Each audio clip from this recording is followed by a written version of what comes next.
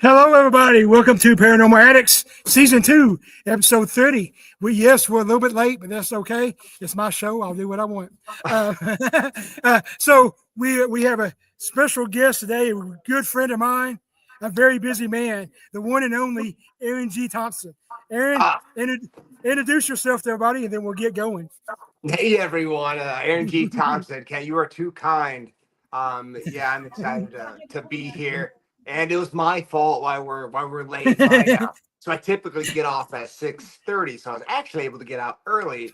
I had to crush some things at the office space there. But yeah, I'm here. I appreciate it. Aaron, and I guess a lot of the viewers know I consider you a good friend. So I definitely appreciate it. So I missed you the several months that you ghosted everybody, but we still talk. It ain't like me and you still talk, so it was okay. Yeah. I understand it. I thought about it a few times myself. So just to let everybody know, there might be a little bit of background noise this episode because I am actually live at the West Kentucky Paranormal Expo.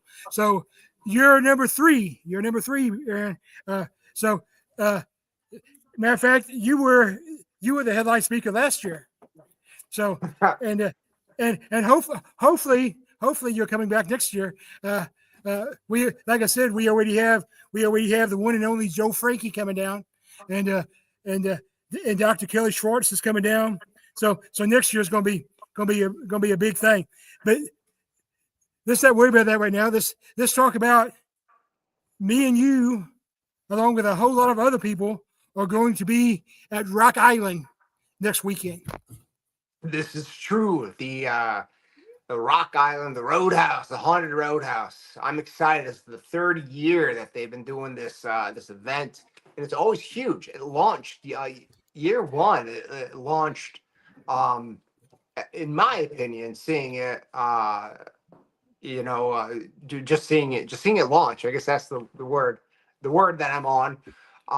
It was impressive, and then year two was even more, and this year it's going to be even more. This thing keeps getting bigger and bigger and bigger. I know we don't have Michigan Paracon anymore, but this is going to be the new Michigan Paracon. It's huge. So Rick says, "Hey, hey, Rick." So their thing is, changing the way you Paracon. So, and I like that. And I guess it is, as you noticed, I'm sure, I changed the name of my event this year. I no longer call it 100 Grades Paracon because Paracon's kind of got a bad rap. So, that's the reason I changed it to the Paradigm because, I want to promote unity and none of this drama stuff. So I'm going to be completely honest with you and everybody there. Anybody that who tries to come and see me at my table next weekend, I'm probably not going to be there. Why? Because I'm going to be visiting with Aaron and Rob and Sarah and Joe and because I always felt kind of like the black sheep down here, Aaron, because everybody else is all the way up there, and I'm all the way down here. I know you and all them are my friends, but it's different because I don't ever really get to do anything with you. So that I'm looking forward. I'm really looking forward to next weekend. So let's talk a little bit about this. Was something that I posted on the Ken 10 Paranormal Facebook page last week. I was just trying to do questions to get conversations going, because that's what it's all about. So let's talk about when I posted it on Facebook. I called it "What's in a Name." So everybody in the field has a different title. Whether you're a ghost hunter, which I don't like that term, but if that's what they want to call themselves, that's fine. But me personally, I don't have any ghost heads hanging on my wall, then what you got? You got paranormal investigator, paranormal researcher, whatever. So I know you personally, unless you changed on me, and if you changed on me, we're gonna fight. You call yourself an afterlife researcher. So would would you like to explain to everybody why that term fits you the best?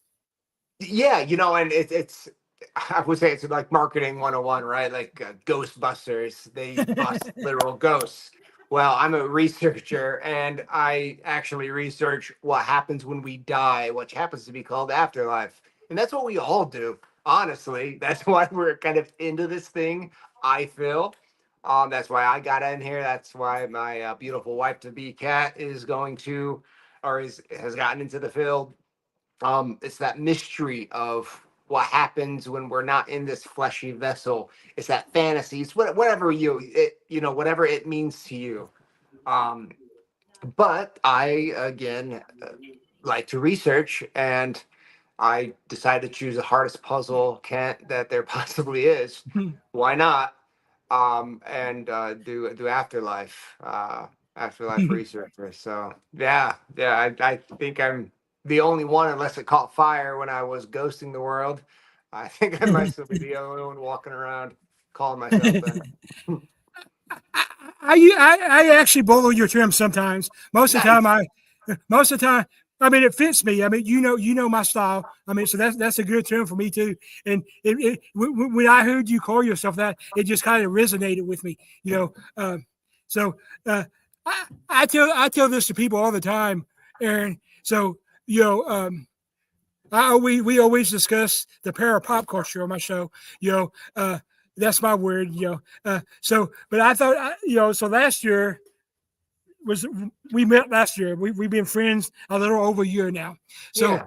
I thought it was interesting and unfair to you, really, because when we first got in contact with each other, I actually talked to Kat first, and she's like, Aaron, blah blah blah, and I was like, so the sad thing was, I only knew Aaron G Thompson from 28 Days Haunted.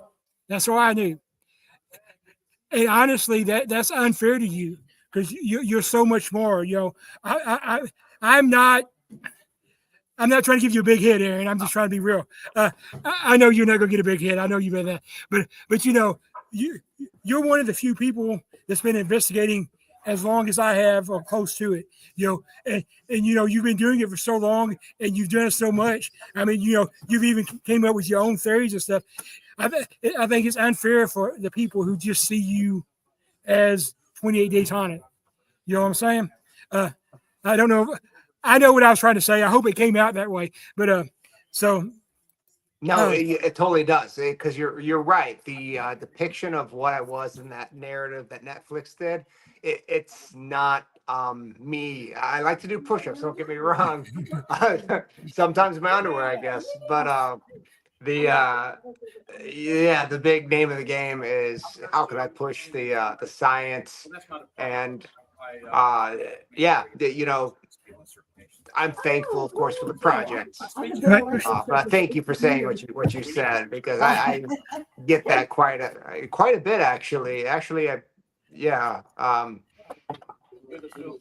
get people say that I definitely not depict the way that I investigate. Yeah. So so I know you're a busy man, Aaron, but if I remember correctly, you're supposed to be writing a preface, the preface for my book. Oh my gosh! Yes, I am. We'll talk on a timeline after this. I just gotta sit down. I could get that done before I see you next weekend. That'd be perfect, because my book is actually ready to go to the publisher. Okay.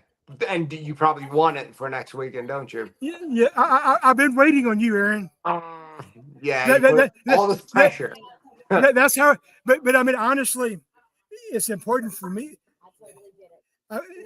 It's important for me for you to do it. So I've been waiting on you for a reason. Obviously, there's other people that I could have asked to do it. But you're who I want to. I mean, just our backgrounds and our style, are so similar. That's why I want you to be the one to write it. Well, I'm honored. Thank you. Sorry, I've been so been scatterbrained, this last year. It's been so peaceful getting off of social media, though. I tell you what, that's mental health, And, 100%. and you and Kat are finally getting married. Yes, it's 10-10. We'll be married. So that's a big thing, and huge. We're excited. Of course, for the people who don't know, you're on the news now. You're a newsman, so Yes. And I like the comment you made one time about how the news media is so much different than the paranormal media. It's like because obviously you've always, well, not always, but you've been in the paranormal media for a long time. And but it's not the same.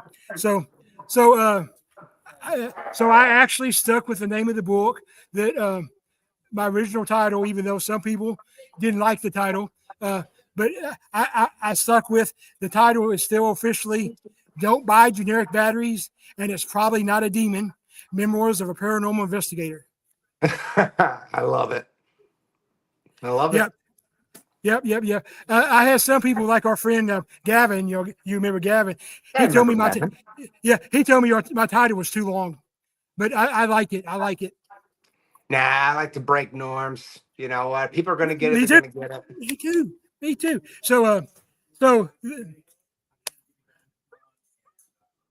have you been able to get any paranormal investigations in, Aaron? You've been so busy. And that's a sad thing. So I'm always engaged to theory crafting and in conversation with it. I mean, that's my world. That's my normal. We've got almost a little museum downstairs in the house here. It seems, which is kind of cool. But I've only been out a handful of times this year. It's been a lot less than what Kat and I would love to do. We're gonna start getting after the wedding. We're gonna start jumping back into it a lot more and do what we've always done. So this year's been interesting because it's been a hustle with the job to a job change to a whole city change to adapting a new kind of flow and yeah, it's just been go busy. And the wedding's been taking up a lot of space to kind of get through. So we just been again keeping our head, like you mentioned, the drama in paranormal, right? I don't know any drama since I've been gone. I'm just like, well, what? Spill the tea. What's happening? I don't want to know the tea. Don't keep me away from it. So you didn't know Annabelle killed Dan Rivera? Well, I did know that. My phone blew up on that one. I didn't respond. But I text some people, but that's unfortunate. That one killing him, but that one personally bothers me because Dan was such a good guy. Dan's one of those guys. I met him once. Yeah. I never actually met him. I talked to him once a week, but the first time of me actually meeting him was going to be at Rock Island. Yeah, I met him in Salem a couple of years ago. Real sweet guy. I wish I would have, shook his hand more. Sometimes we get so busy with doing this thing, and this is something I've learned too, just to stop and smell the roses type scenario. We meet a lot of really cool people. Everyone has value. Everyone has that important element. It doesn't have to be my theory, your theory, their theory. It doesn't have to be this and that, some big crazy thing. At the end of the day, we're going to be dead. Right. So we're not going to actually know the answers until we're there. So yeah. Yeah, and the funny thing is, I like everyone else's afterlife better than mine. Mine's not as fun. But well, what's interesting, Aaron? I consider myself a Christian. We know that.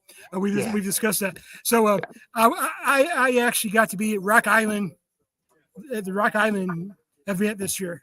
Not Rock Island, Smoky Mountain Terror. I got to be at Smoky Mountain Terror. So, and Smoky Mountain Terror was huge. I've never seen anything that big. I mean, it's like, it's big. It's the biggest event I've ever been to. And So what was interesting is, you know, I realize I'm technically part of the para pop culture, but you know, I consider myself a nobody. That's just me. I mean, I have no ego. You know that. Right. Well, and you shouldn't What? be a nobody because you definitely have value, and I think you don't mean that. But in Yeah, the yeah. large scale of things, like who has the magnifying glass on you specifically, who cares? You know, at the Right. same time, you're crushing it in the shadows. That's all that matters. I was actually humbled with how many people actually knew who I was, and nobody Oh, knew my podcast. I mean, it was humbling. Like I had people like, I mean, I don't like to name drop because I don't care, but I had people like Keanu, the ghost hunter. You know, he right. came up to me. Oh, yeah, Uh, yeah. Paranormal Journey came up to me, and you know, That's just cool. all these people. So, but you know, and here's something that's interesting, Aaron. Something you probably never thought would happen. I actually have an agent now.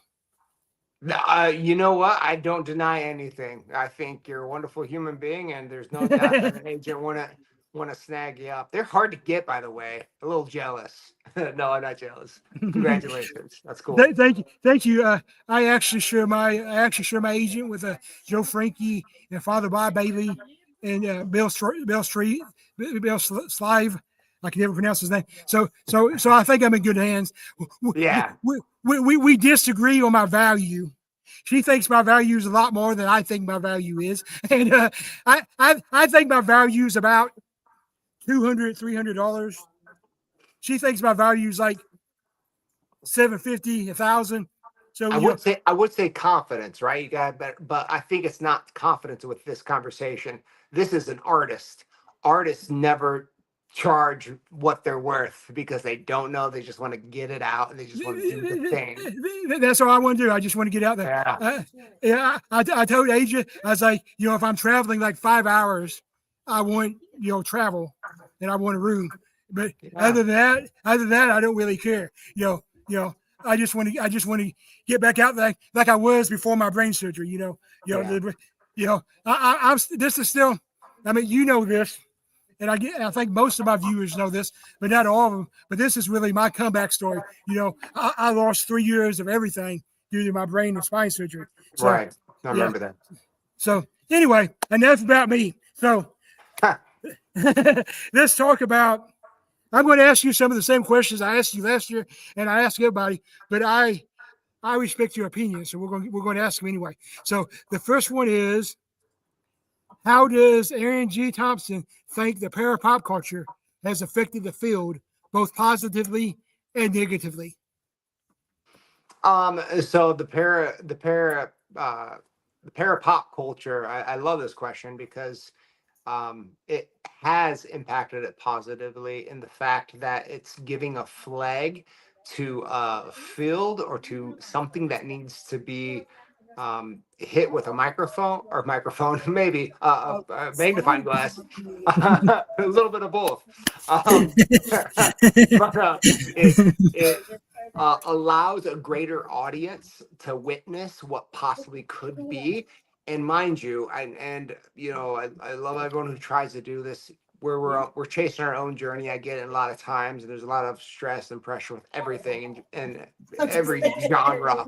So what I say here is about 99% of the people that are watching that are into the paranormal culture probably aren't going to do anything with it. And I mean that with the utmost respect. But it's going to be a small, tiny percent that, because of the pop culture, it allowed them, those thinkers, to see that this is a possibility, and that possibility could possibly drive our field into the affirmative direction because of those little chess pieces that would have never been able to hit their autism our way, unless or until they saw it in a museum, in a Paracon, on TV, whatever the avenue is. So I think that's a good thing.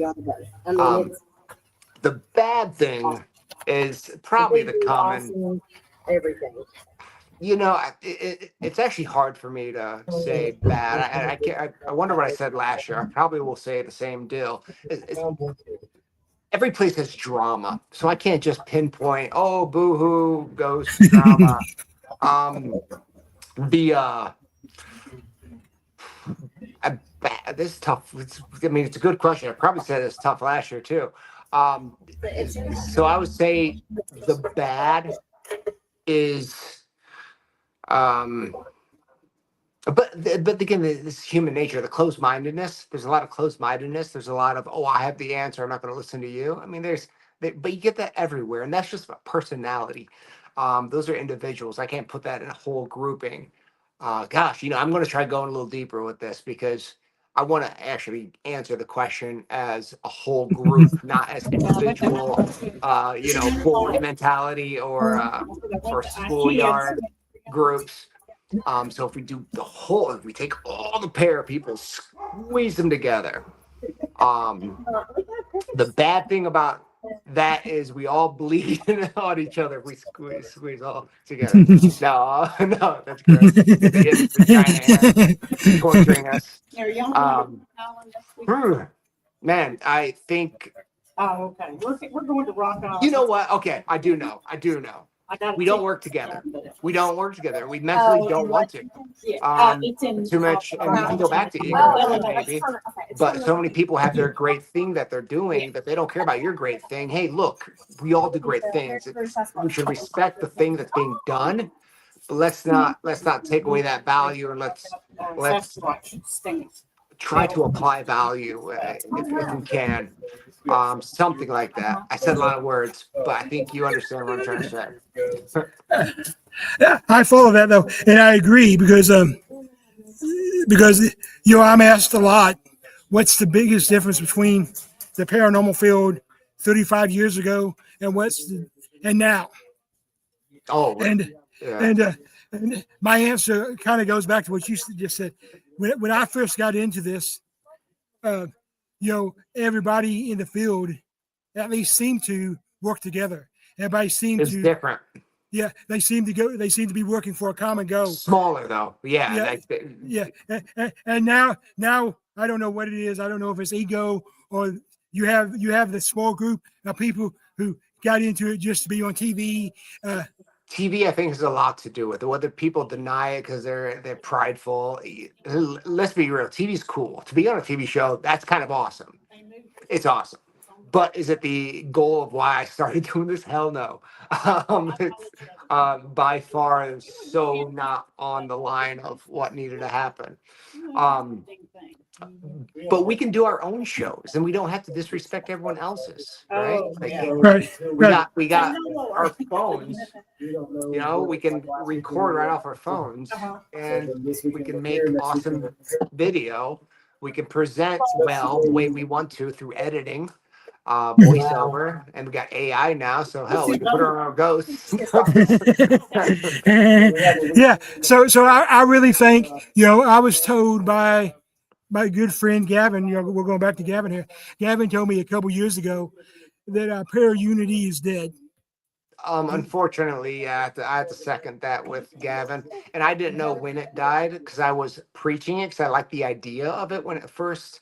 Part of me thought I made up the hashtag in my brain. I know that's true. I didn't do it, but for some reason I felt like I hit it about the time that it was hitting. So I was on board with this. Like, yeah, para-unity, let's all work together. But I was blind to it by the time it got poisoned, and I thought it was still a thing, and I realized it's far from a thing. People still use the word. I get the context. At the end of the day, we should have unity. So yeah. So I don't know if I will go as far as say.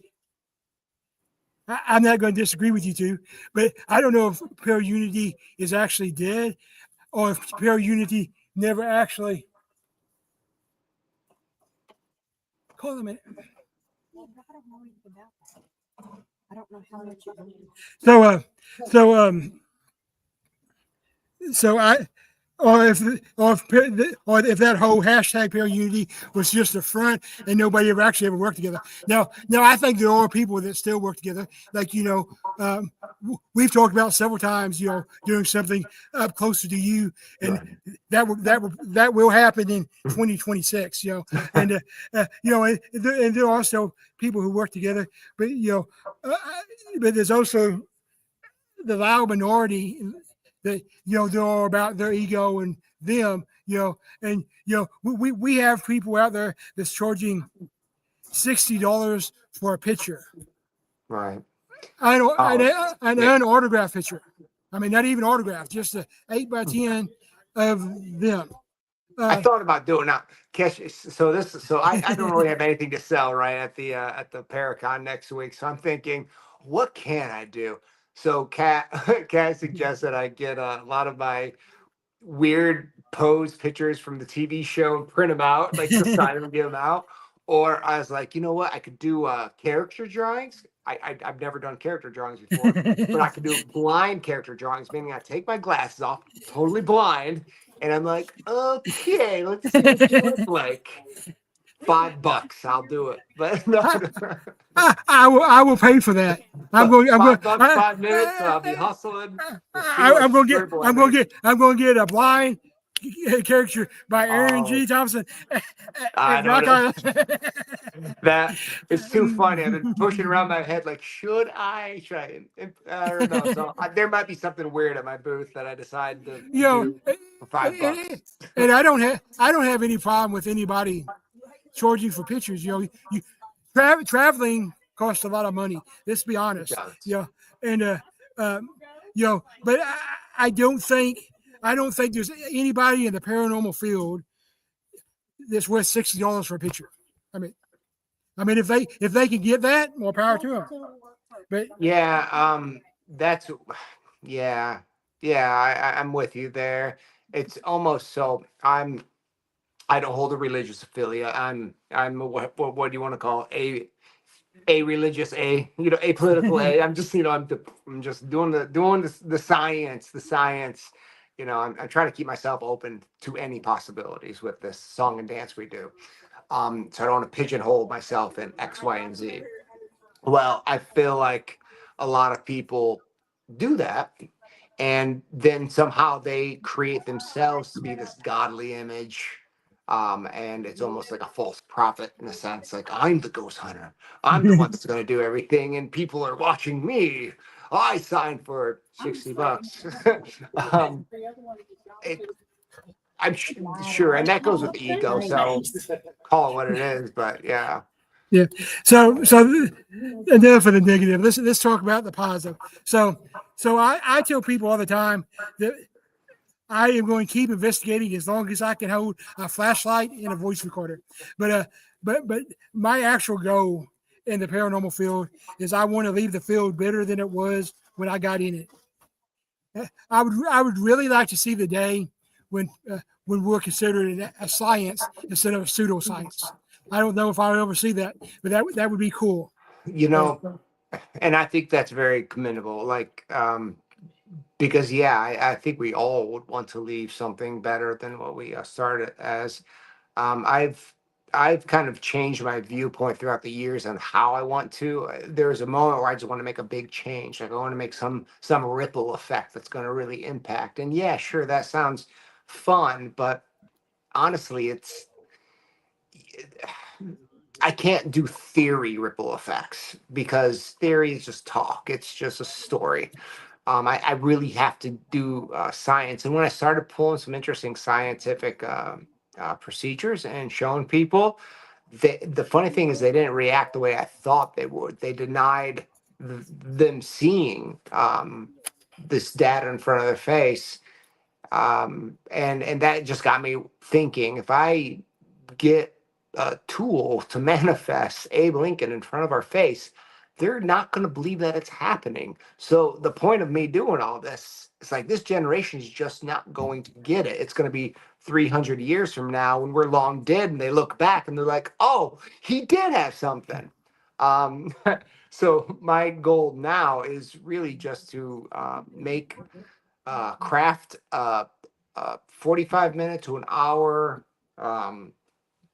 speech, a real detailed talk, make that my legacy piece, maybe put that in a book, make that book my legacy piece, make it as confidently as I can, as intentionally as I can, as passionately as I can. I think that's going to be my big piece. So, majority of the field probably won't pick up the book, but someone 300 years from now is going to pick it up and be like, "What the hell? This guy seemed to be on something. What's his name? I can't read it." But and the interesting thing is, I'm not naive to think that anybody even really cares about Kent.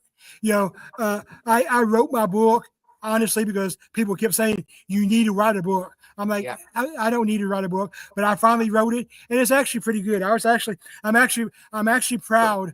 I'm actually proud of what I put together. But the thing is, when I started out in the field at 12 years old, in Western Kentucky, in not only the Bible Belt, but the heart of the Bible Belt, where I had people telling me that I was a tool of the devil and I was going to hell because of my gift. The only thing I had to guide me, Aaron, was books. And so the Warren books, the books by the Warren, they were my. I don't like to use the term Bible because the Bible is my Bible, but I get it in context. Yeah. So I think it's important. So I know you're busy, so I don't want to keep you on here too long. So we'll do it real fast.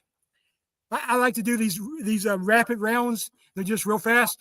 The first one is we'll discuss the different kinds of activity, and you give your opinion on the different kinds of activity.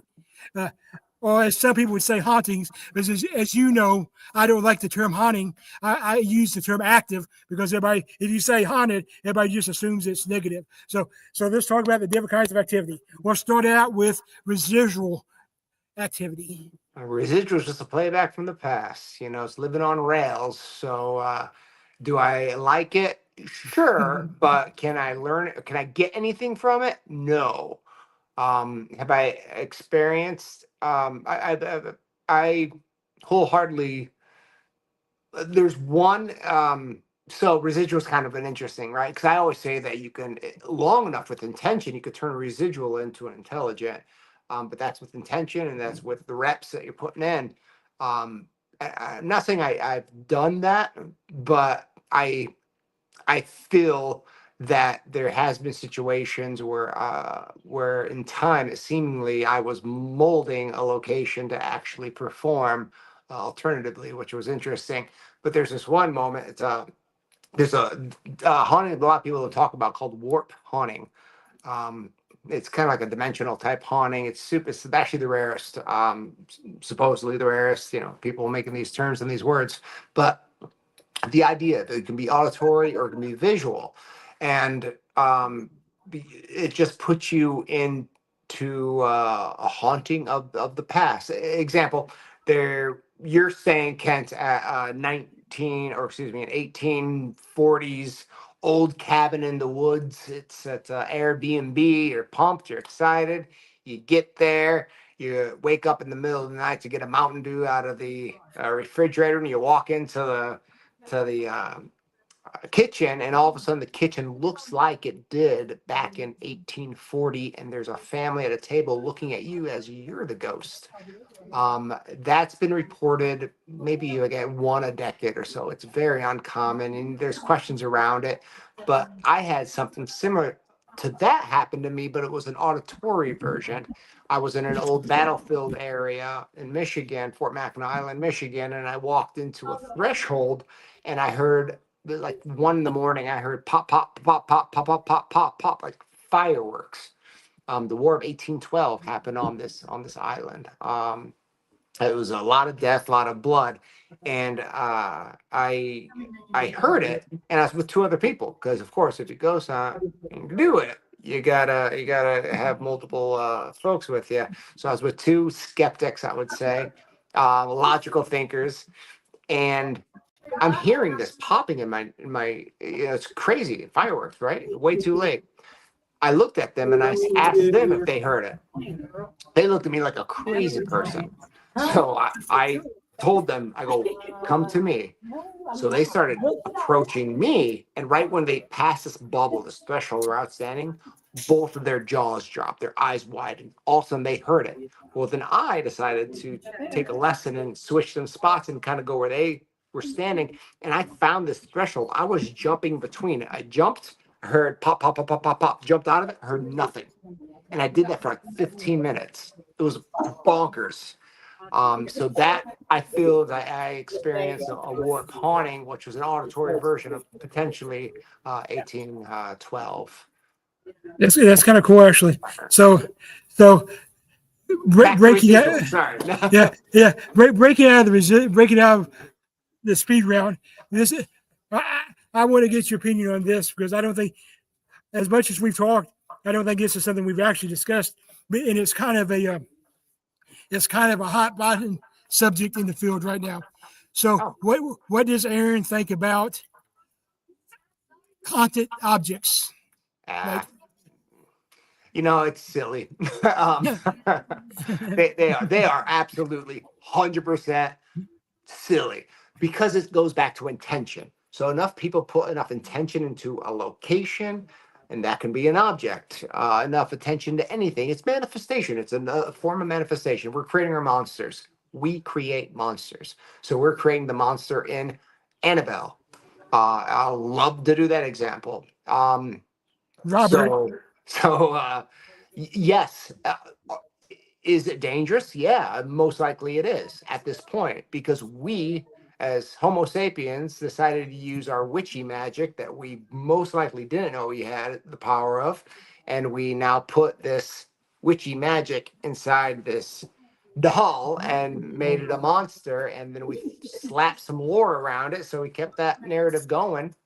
And you could take it off just as quick as you put it on.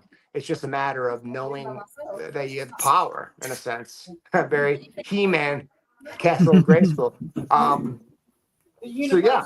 I think haunted objects are silly, but they are stuff. They are something in our field that we've created. But if you don't put any power to it, they zero impact to you. You can hold it, and it's not going to murder your family. Right. So yeah, I mean, I'm definitely not a haunted object person. Like you said, there may be an attachment there, and the people could put the attachment there. You said. And the problem, and I didn't mean to interrupt you. One of the big problems I feel is the people that hang on to this lore so much, and I'll refer to them as a handler of sorts because they completely want value in that product that they have, and that product happens to be that haunted thing that they're pushing their witchy magic hard, and they have for years, and a mass group is doing the same. So they are actually making a scenario more dangerous. But to tell them otherwise, it's like that battle at the end of Harry Potter with the two wizards. Yeah, kind of. And it's almost not worth the fight. So I tell people, respect the objects, respect the stuff when you go in there. Sure, you'll be fine if you're alone. But if you're with a group that really likes to be the hype man for that thing, you might be doomed. You got a dude that needs to get out of there because they're making things a lot more hellish. So my team is going to one of those locations later, and we're going in November to one of those locations that is famous thanks to movies, but I'm kind of skeptical about. And this one happens to be in Tennessee. If you know what I'm talking about, we're going to the Bill Witch Cave. That'd be cool. I've always wanted to do that one. We're actually doing all 4 locations: the cave, the house, the store, and the Native American, whatever it is. We're actually curious on that one. Yeah, I think that one might have some stuff. I haven't seen any movies or anything on it. I don't know. I read about it before. I think it was popularized like crazy in the. Well, you probably read about it too in the 90s and whatnot, or the 2000s before the TV show started throwing it around. But yeah. Yeah. We actually have one of our speakers tomorrow is actually Pat Fitzhugh who's one of the Bill Witch experts, if that's the term you want to use. Yeah. He literally wrote the book. So Right. so it's gonna be interesting. I mean, this year so far, I've been to the Urine Shrine down there in Bristol, Tennessee. The urine shrine? Urine Shrine. It's I was like, oh, gross. Yes, URA. Okay. Yeah, it's an interesting place. It's designed like a Turkish shrine, but they allow all kinds of practices. So there's witchcraft, there's voodoo, there's hoodoo, Nice. and they also collect attached objects. So there's like a Ouija board from a serial killer from New York, and there's some haunted doors there. It's an interesting place. The only real experience that I had there, the first time I went was, with my gifts. I'm not usually the guy you want to do the Estes method because everybody tries to talk to me at one time. Well, it was kind of a public event, and I was down there with some of my friends. I was down there with Outlaw Paranormal and SOS Paranormal, and so since I was there with a group and they knew me, every time something needed to be done, they thought it would be cool if they volunteered Kent. So Kent got volunteered to do the Estes method around the witches circle, and I had like 12 different people trying to talk to me at one time, which is an interesting experience. And I'm sorry, go ahead. No, I'm done. I mean, because you reminded me of another interesting experience that I urge you to take advantage of. It's an eye opener one. Patty Negri, when she's here next week, she's doing her seance. I'm not sure if there's any room. She might have sold out, but if you have an opportunity to actually see that, I did once on the West Coast. And I gotta say that that was the first time I did a seance. I was more book smart on it, but see it and play was wild. It was almost like it was literal manifesting in front of you in a mass group scenario, but only a couple people at a time saw things to the story. It was bizarre. It was a bizarre experience. I don't know how to explain it. That sounds like something I didn't experience. So one of the unique places we have up here, and next year when you come back down to when you're part of the expo next year, I'll take you to it. We both know I'm not a big go to the cemetery guy. I'm just not. I'm not anti-cemetery, but to me, for the people out there that care, to me, there's no reason for a spirit to still be at the cemetery. They didn't live there. They didn't die there. They have no attachment there. So it's just not my thing. It's intention. People are putting in there because they're thinking that they should be there. It's goofy, and I'm with you. It's intention. No. Exactly. But we do have about an hour from here in Hopkinsville, Kentucky. We have a cemetery where Edward Casey, the famous medium, he's buried there. Mm-hmm. He was a famous medium back in the 50s when it was all over when it was popularized. Well, I don't know too many of the mediums in the past so much. Since I hit just ghost hunting, so a little bit of the turn of the century stuff. I only, to be honest, I only know him because of my guess, okay. and because he's from here. Okay. Actually, what's interesting is when I went to the cemetery to investigate, because obviously I wasn't investigating the cemetery because that wasn't my thing. But the cemetery happens to have a chapel inside the cemetery, so I was going to investigate the chapel, and one of the people that was with us was from Hopkinsville, and they were all like, "Did you know Edward Casey's grave's here?" Blah blah blah, and so anyway, but yeah, it's a cool thing to see. So I'm going to let you go after this question. Okay. Because I know you got to run. Yeah, I guess. Yeah. You're too busy for me anymore. Oh. It's not me. It's you. No.